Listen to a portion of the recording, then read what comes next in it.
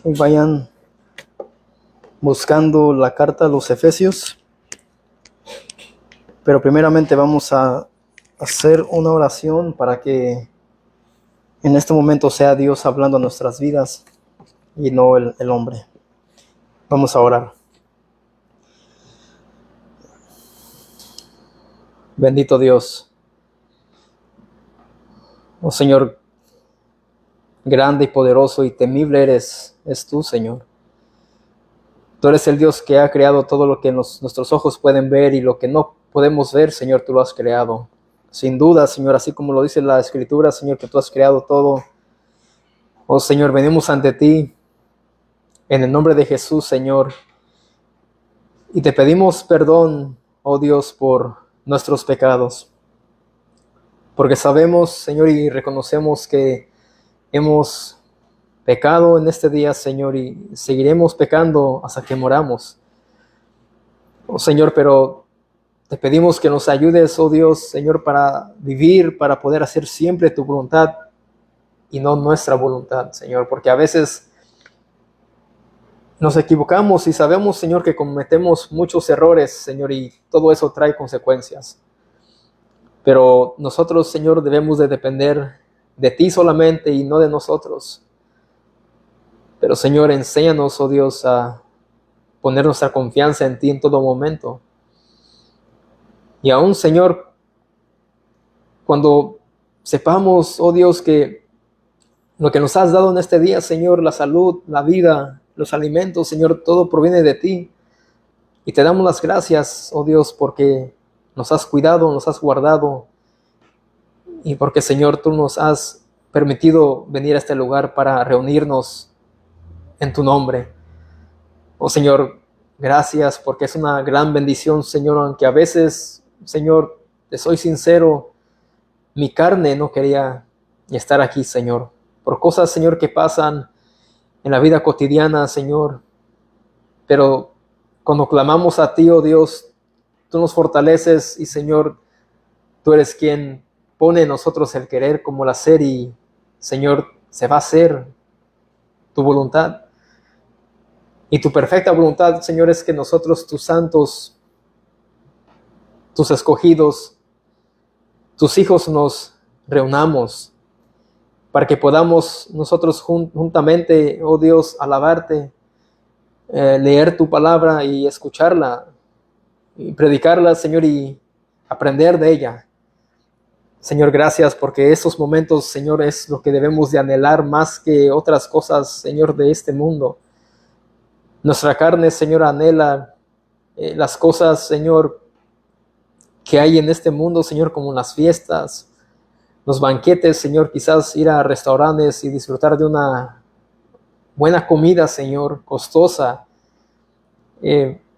Señor, nuestra carne quiere estar descansando en el sofá, mirando la televisión, alguna película, Señor, algo que nos quite el tiempo, Señor, pero, oh, Señor, que siempre nosotros estemos deseando más estos momentos, Señor, cuando venimos para escuchar tu palabra, porque es una lucha constante, oh Dios. La carne, ciertamente, como dice tu palabra, es débil, pero el Espíritu, Señor, está dispuesto. Oh, Señor, pero por favor, te pedimos que nos ayudes y nos enseñes a mortificar esta carne, Señor, que es nuestro peor enemigo, Señor, aparte del mundo y Satanás. Porque nosotros, Señor, no hay deseo de hacer el bien, y si lo hay, Señor, a veces no lo hacemos, y eso se nos cuenta como pecado. Como dice Santiago, que aquel que sabe hacer el bien y no lo hace, le es pecado. Es una lucha constante, Señor, pero, Señor, te pedimos que nos hables en esta hora. Habla a los oyentes, Señor, habla a esos que están aquí en este momento delante de mí y de ti, Señor. Habla a sus vidas como has hablado a la mía, Señor. Y aquellos que estén ahí, Señor, por esos medios de las redes sociales, Señor, sean creyentes o no, Señor, pues edifica sus vidas y usa mi vida, Señor, para tu gloria solamente y no para la mía.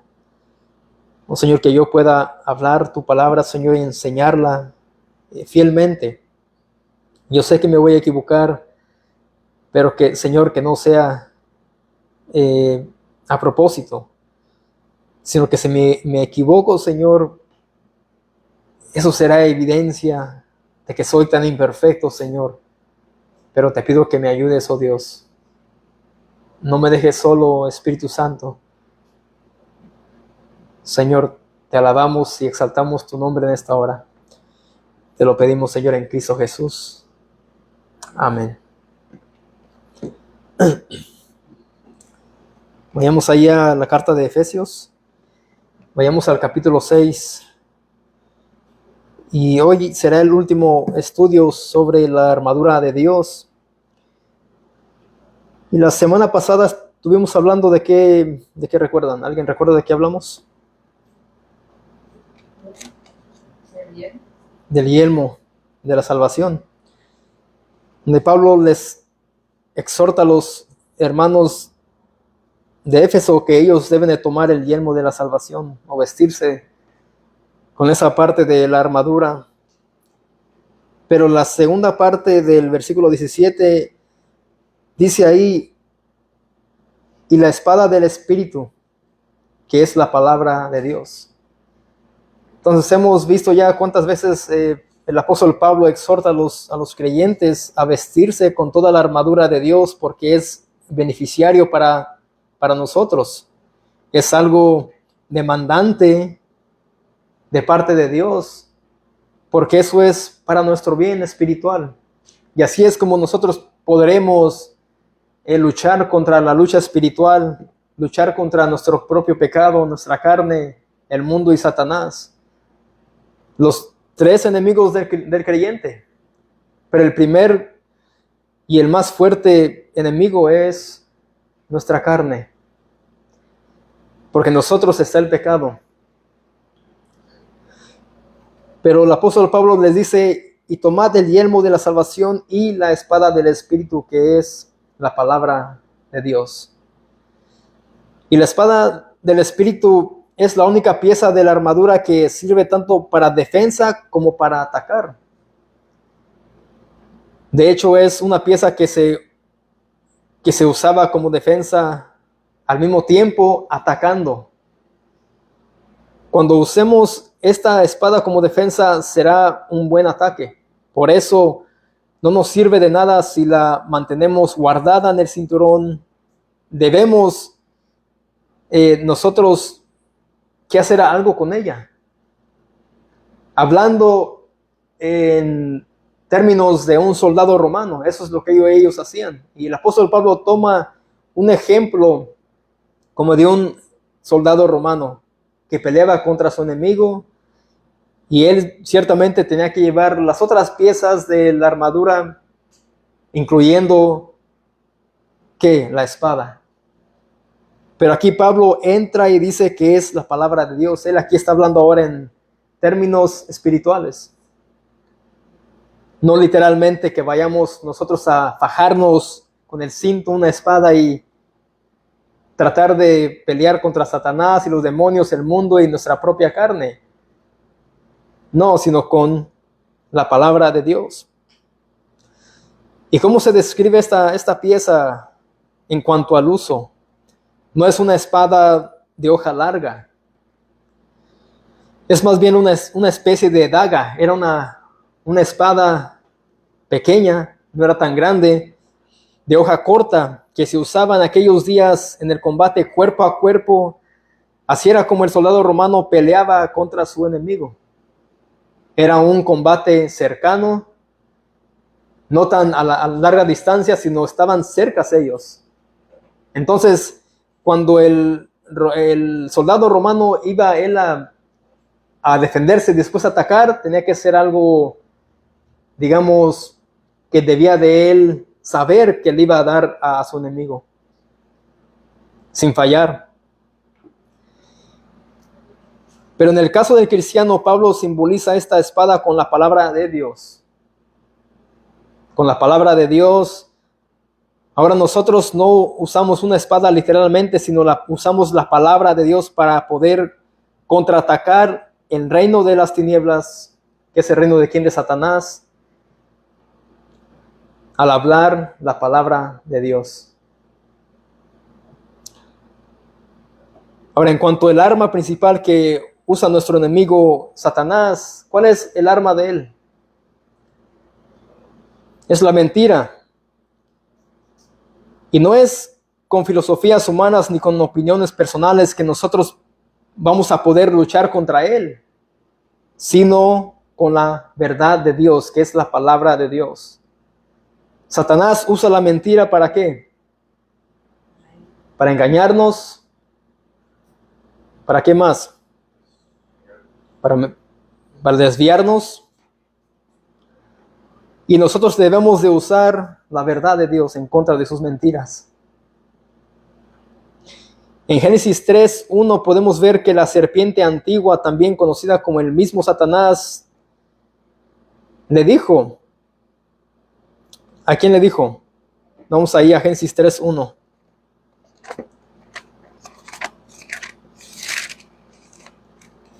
¿A quién habló la serpiente?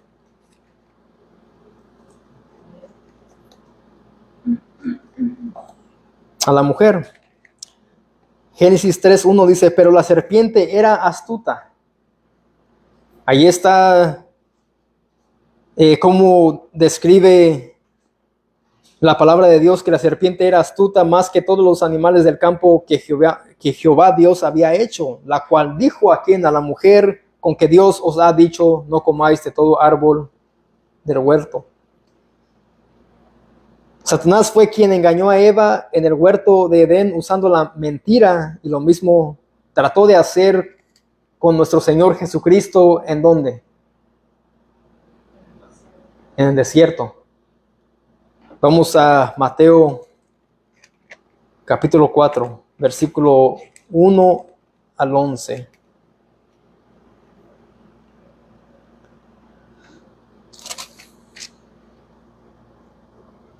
Después que Jesús, el mismo Jesús, fue bautizado por Juan el Bautista, dice el versículo 1 de Mateo capítulo 4, dice, entonces Jesús fue llevado por el Espíritu al desierto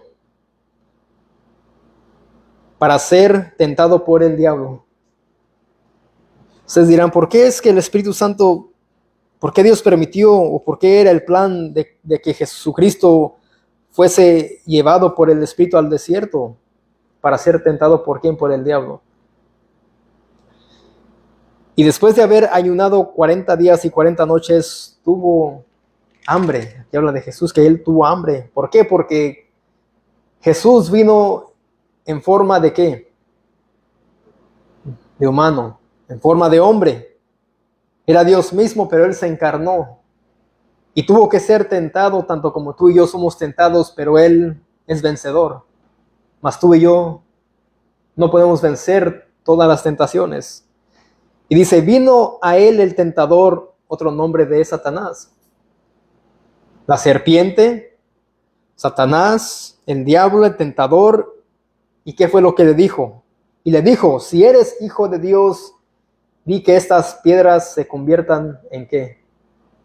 En pan. Ahí está el tentador haciendo lo que él hace mejor, que él estaba tentando a nuestro Señor Jesucristo para hacerlo caer. Pero bien sabemos que Jesucristo fue sin pecado. Él nunca pecó, nunca mintió, y como dice en Isaías, nunca se le halló engaño en su boca. Y dice el versículo 4, él respondió y dijo, aquí respondió Jesús, escrito está, no solo de pan vivirá el hombre, sino de toda palabra que sale de la boca de Dios. Y esto lo vemos en el Antiguo Testamento. Deuteronomio capítulo 8, versículo 3. Aquí vemos cómo es que Jesús se defendió y atacó a Satanás con la misma palabra de Dios. Entonces el diablo le llevó a la santa ciudad y le puso sobre el pináculo del templo. Y le dijo por segunda vez, si eres hijo de Dios, échate abajo, porque escrito está, a sus ángeles mandará acerca de ti, y en sus manos te sostendrán para que no tropieces con tu pie en piedra. Ahí vemos que Satanás, ¿qué fue lo que usó ahí? Él recitó lo que dice el Salmos capítulo 9, Salmos 91, versículo 11. Eso es lo que él recitó, la misma palabra de Dios, pero él la usó ¿para qué? En forma para hacer pecar a Jesucristo. Ahí vemos sus artimañas, ahí vemos sus maquinaciones y cómo es que él trabaja, usando la misma palabra ¿para qué? Para confundir, para desviar, para tentar y para hacer pecar. Pero dice el versículo 7, Jesús le dijo, escrito está también, no tentarás al Señor tu Dios. Ahí vemos a Jesucristo, el más sabio de sabios, el maestro de maestros, él defendiéndose y atacando las artimañas del mismo Satanás con la palabra de Dios. Versículo 8, otra vez le llevó el diablo a un monte muy alto y le mostró todos los reinos del mundo y la gloria de ellos. Y le dijo, todo esto te daré si postrado me adorares. Aquí vemos que Satanás le ofreció todos los reinos del mundo y la gloria de ellos a Jesucristo. Y le dijo, si vienes y te postras y me adoras, te daré todo. Y eso es lo que vemos hoy en día. Desde ese entonces, desde que él le mintió y engañó a Eva y Eva después llevó a pecar a Adán, desde entonces Satanás, así es como él opera. Y así es lo que él hace ahora en este mundo. Que el ser humano que no conoce de Dios está tan enfocado en las cosas de este mundo, en los reinos, en ser grandes, en lograr metas inalcanzables para otros. Es lo que él ofrece. Las riquezas de este mundo, el éxito, la fama. Y podemos ver cómo es que muchos artistas o cantantes dicen que le han vendido sus almas al diablo. Vemos cómo muchos dicen que ellos han hecho un pacto con el mismo Satanás. ¿Para qué? Para ellos ser exitosos, para tener dinero, fama, pero en sí son pobres, desaventurados, muertos, sin vida espiritualmente. Y eso es lo que Satanás trató de hacer con nuestro Señor Jesucristo, pero él respondiendo sabiamente en el versículo 10 dice, entonces Jesús le dijo, vete, Satanás, porque escrito está, al Señor tu Dios adorarás y a Él solo servirás. Jesucristo bien sabía, en forma de humano, Él bien sabía que solamente al Dios verdadero se le debía adorar y solamente a Él se le debía servir. Y no a Satanás. Aquí vemos cómo Satanás usó la palabra de Dios torcidamente, como lo hacen muchos predicadores de la prosperidad. Y esas son doctrinas directamente del mismo infierno. Son doctrinas de demonio, pero vemos que nuestro Señor Jesucristo sabiamente, en su humanidad débil, con hambre, fue tentado, mas Él respondió, se defendió y atacó al mismo tentador con la misma palabra de Dios, usando la espada del Espíritu. Versículo 11, el diablo entonces le dejó y he aquí vinieron ángeles y le servían. Y noten que no le vinieron a servir a Satanás, sino a Jesús. A Jesús.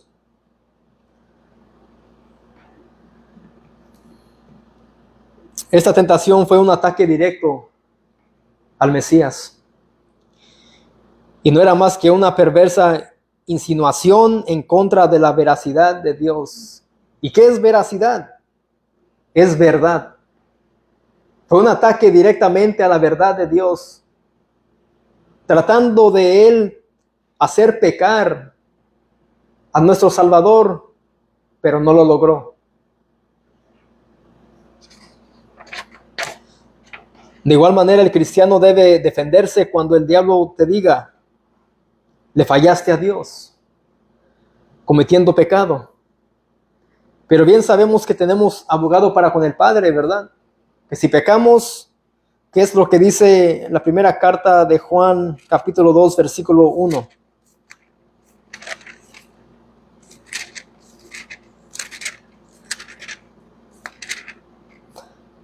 Primera carta de Juan, capítulo 2, versículo 1.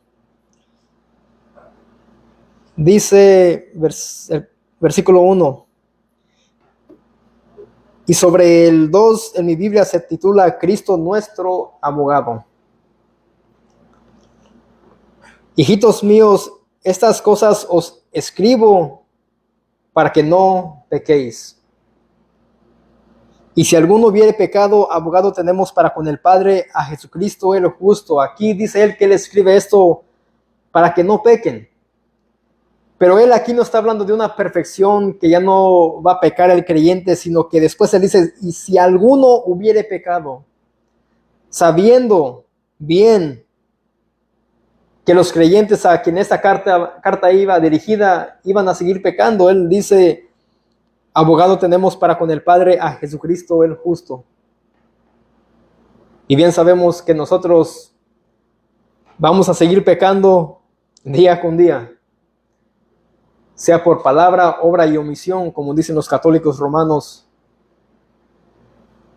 Pero ¿cuál es el contexto?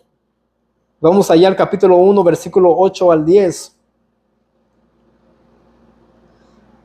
Dice, si decimos que no tenemos pecado, nos engañamos a nosotros mismos. Bien sabía el apóstol Juan, dice que si alguien dice que no tiene pecado, es un engaño. Y dice, nos engañamos a nosotros mismos. Y él ahí se está incluyendo él, sabiendo que aunque él era apóstol, él también era un pecador que había sido salvo por la gracia de Dios, no mereciendo el perdón, la salvación. Y dice, y si la verdad no está en nosotros, y la verdad no está en nosotros, si alguien dice que no tiene pecado, dice, entonces la verdad no está en ti. Y cuando salimos a evangelizar o le hablamos con alguien, les decimos, mira, somos pecadores, hemos hecho esto, hemos quebrantado parte de los 10 mandamientos de Dios, y muchos dicen, sí, pero yo no he matado, no he robado, no he hecho un grave pecado. Sí, pero has mentido, has mirado a una mujer con lujuria o a un hombre con lujuria, has deshonrado a padre y a madre. Entonces tú eres un mentiroso y la verdad no está en ti. Y dice el 9, si confesamos nuestros pecados, Él es fiel y justo para perdonar nuestros pecados y limpiarnos de toda maldad. Así que aquí vemos que dice que si confesamos, ¿qué debe de hacer el creyente? Continuamente confesar sus pecados. Cuando uno confiesa sus pecados, dice que Él es fiel y justo para perdonar nuestros pecados. Es una actitud y una forma de humillación a nosotros confesar nuestros pecados con Dios y, si es necesario, con nuestro prójimo, con el hermano. Y limpiarnos de toda maldad. Si decimos que no hemos pecado, lo hacemos a Él mentiroso y su palabra no está en nosotros. Así que si nosotros decimos que no hemos pecado, tenemos a Dios como si Él fuera el mentiroso cuando Él habla sobre el pecado en su palabra. Pero bien sabemos que los mentirosos seremos nosotros y no nuestro Dios. Y haciendo todo esto, dice, su palabra no está en nosotros. Y ahí es donde él dice: hijitos míos, estas cosas os escribo para que no pequéis. Si alguno hubiere pecado, abogado tenemos para con el Padre, a Jesucristo el justo. Así que, como dije, de igual manera el cristiano debe defenderse cuando el diablo nos diga: le fallaste a Dios. Mira, eres un pecador y según eres cristiano, pero ¿qué debemos de hacer nosotros? Debemos de confesar el pecado si es que hemos pecado en contra de Dios, en contra de nuestro prójimo. Entonces, teniendo una actitud de humildad y reconociendo el pecado, entonces Dios nos perdona, porque Cristo es nuestro abogado. Pero lo que Satanás le quiso decir a Jesús en Mateo 4:4, donde le dijo: y vino a él el tentador y le dijo: si eres hijo de Dios, di que estas piedras se conviertan en pan. Lo que él estaba diciendo es en forma como: resuelve tu problema. Tú tienes hambre, usa tu poder para convertir esas piedras en pan o morirás de hambre, esperando que tu padre haga algo por ti. Es como Satanás le estaba diciendo a él: mira, tú puedes, tienes el poder, haz que esas piedras se conviertan en pan. Y él pensaba que al Jesús hacer eso, pues Jesús ya tenía hambre. Había ayunado ¿cuántos días? ¿Cuántas noches? 40. Y el tentador atacando a nuestro Señor Jesucristo, el perfecto, el santo. El propósito de Satanás contra el cristiano es el mismo en el momento de la desesperación. Cuando estamos desesperados nosotros y queremos traer una solución a nuestros problemas, como estuvimos hablando el domingo, hacemos a Dios a un lado y dependemos de nosotros mismos y no dependemos de Dios. Y cuando el cristiano llega a desesperarse y a estar ansioso y a moverse no bajo la voluntad de Dios, va a cometer muchos errores. Y como dije, yo lo he experimentado y quizás tú también, pero sí lo hemos hecho. Y Satanás es como él te dirá: tú puedes traer una solución a tus problemas, tú solo. No necesitas que confiar en Dios, porque tú sí eres capaz y Él no. Y cuando llegamos a ese momento que dependemos de nosotros mismos y no de Dios, entonces ahí estamos actuando en forma de ¿qué? De incrédulos, de alguien que no es creyente, y estamos dudando del poder de Dios. Estamos dudando de que Dios vendrá a nuestro rescate o traerá alguna solución a nuestros problemas, y se nos olvidan las palabras del Señor, se nos olvida la verdad de Dios y permitimos o actuamos de manera incorrecta, desesperadamente, locamente, arrebatados.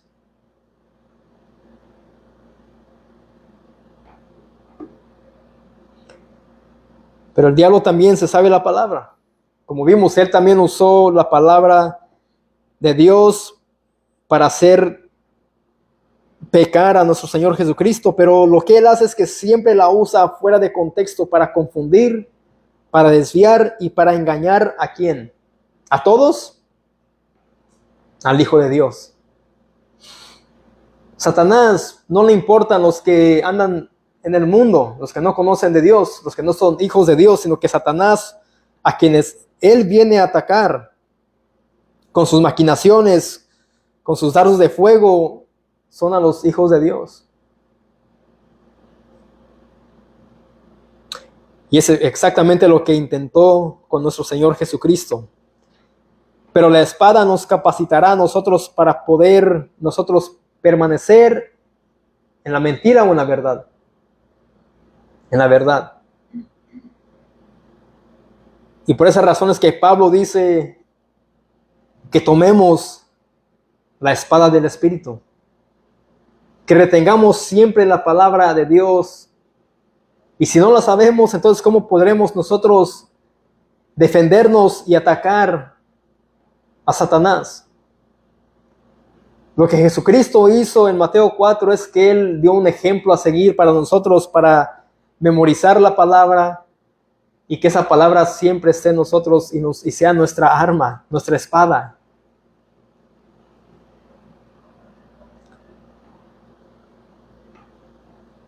Esa palabra tiene el poder del Espíritu para atravesar el corazón, puesto que es la palabra de Cristo. Vamos a Hebreos capítulo 4.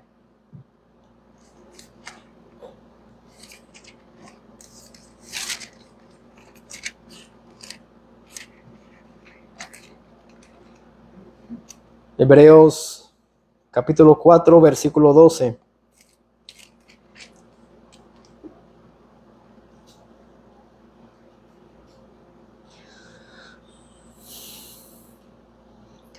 Dice, porque la palabra de Dios es débil, insuficiente.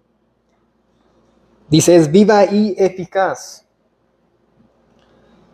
y más cortante que toda espada de dos filos. Ahí vemos que dice que la palabra de Dios es viva y eficaz. ¿Qué es algo que es eficaz?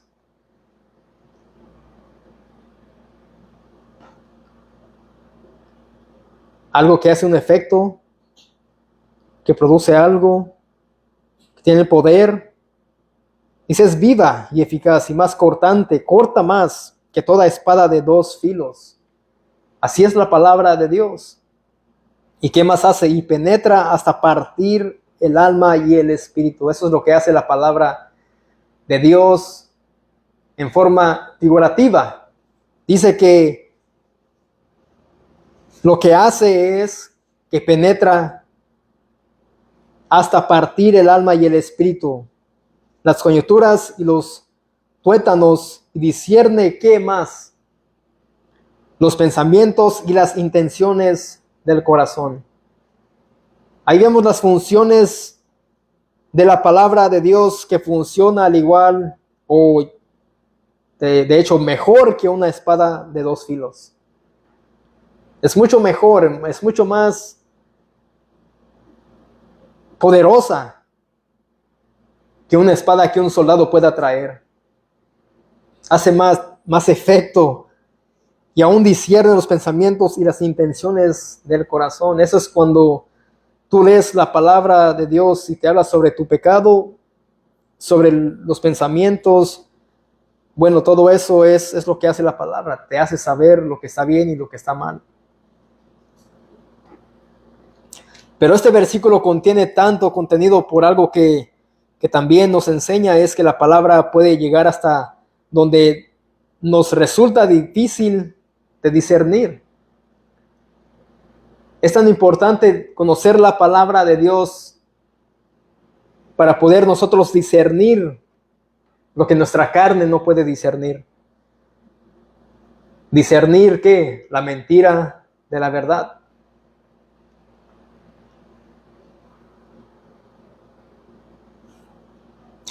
Así podremos discernir los ataques de Satanás y a estar firmes contra sus acechanzas, sus maquinaciones y sus dardos de fuego.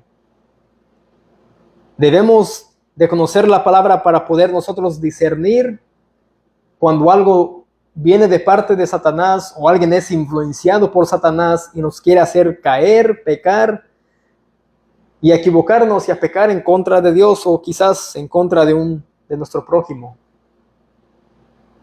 Pero si no conocemos la palabra de Dios, no tendremos discernimiento, y es lo que hace falta en muchas congregaciones evangélicas que se dejan arrastrar por doctrinas que no son sanas, que no son bíblicas, donde hay tanto profeta, tanto apóstol, y donde encubiertamente te piden dinero, te piden tus diezmos y aún más de los diezmos, y muchos por falta de conocer la palabra de Dios son arrastrados por esos hombres o quienes estén al frente de esos lugares que se llaman supuestamente iglesias, pero no son iglesias.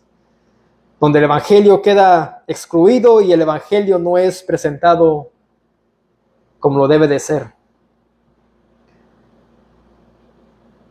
Y por esa razón, en este lugar, siempre nos enfocamos en lo que es la palabra.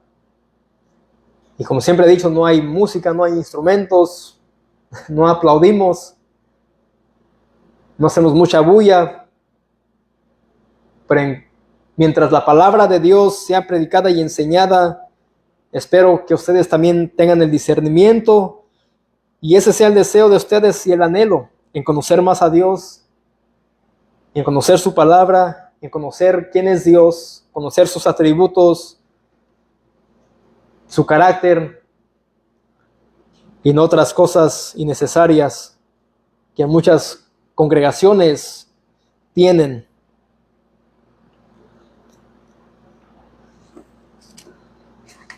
Y eso es lo que es la espada del Espíritu. Y sigue diciendo ahí el apóstol Pablo en Efesios 6, versículo 18. Aparte de lo que él dice, vestíos de toda armadura de Dios para que podáis estar firmes contra las acechanzas del diablo, porque no tenemos lucha contra sangre y carne, sino contra principados, contra potestades, contra los gobernadores de las tinieblas de este siglo, contra huestes espirituales de maldad en las regiones celestes. Por tanto, tomad toda la armadura de Dios para que podáis resistir en el día malo y habiendo acabado todo esto, estar firmes. Estad pues firmes, ceñidos vuestros lomos con la verdad y vestidos con la coraza de justicia y calzados los pies con el apresto del evangelio de la paz. Sobre todo, tomad el escudo de la fe con que podáis apagar todos los dardos de fuego del maligno. Y tomad el yelmo de la salvación y la espada del Espíritu, que es la palabra de Dios, orando en todo tiempo con toda oración y súplica en el Espíritu, y velando en ello con toda perseverancia y súplica por todos los santos. Aquí Pablo no solamente dijo orando en todo tiempo con toda oración y súplica en el Espíritu. Primeramente dice él que debemos de estar armados, de vestidos de toda la armadura de Dios, incluyendo orando en todo tiempo, con toda oración y en forma de súplica en el Espíritu. Y aquí no habla sobre el danzar en el Espíritu, brincar, hablar en lenguas, sino ser llenos del Espíritu Santo, que eso es siempre estar sumergidos en las Escrituras. Porque ¿de qué vale solamente conocer la palabra de Dios si no hay oración? O si hay mucha oración y no hay palabra, no hay conocimiento, solamente hay emoción. Entonces esas cosas van de la mano. La palabra, la oración, y así podrás, mi amado, suplicar, orar en el Espíritu, y podrás velar en ello con toda perseverancia y súplica por todos los santos.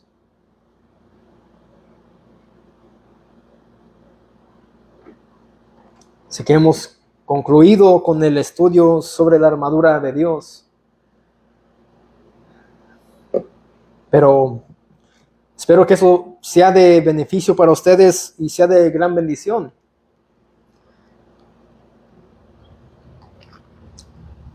Pero rogamos al Señor que nos ayude y vamos a ver qué es lo que vamos a enseñar. Terminando esto, que el Señor nos dirija y que Él nos diga qué es lo que debemos de aprender por consiguiente. Pero hemos concluido con este estudio y bueno, espero que les ayude y sigan releyendo esta porción de la palabra. Lean, si tienen sus apuntes, si no los tienen, pues me los pueden pedir, yo puedo imprimir lo que yo preparé para que ustedes lo repasen y cuando vengan estos momentos de dificultad, de prueba, pues ampárense solamente en la palabra y no se amparen en sus propias fuerzas. Amén. Vamos a orar. Oh, Señor, te damos las gracias Padre, por tu palabra. Señor, gracias porque hemos podido escucharla en esta hora, Señor. Y hemos podido enseñarla y, Señor, pedimos que nos ayudes a aplicarla, Señor, a nuestras vidas.